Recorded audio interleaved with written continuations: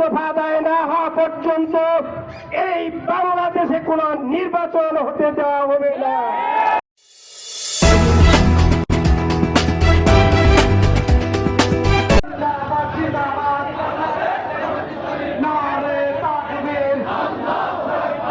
আমরা বলেছি বাংলাদেশে যদি একটি নির্বাচন অবাধ সুষ্ঠু এবং নিরপেক্ষ হতে হয় তাহলে পিআর পদ্ধতির মাধ্যমে সেটি কেবলমাত্র হতে পারে।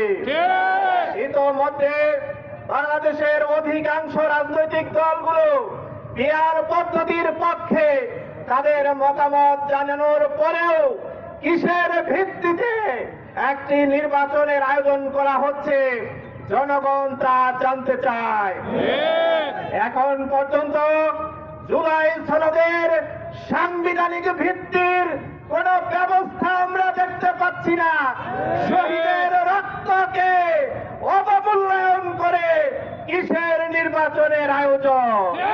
এই 5 দফা আদায় না হওয়া পর্যন্ত এই বাংলাদেশে কোন নির্বাচন হতে দেওয়া হবে না।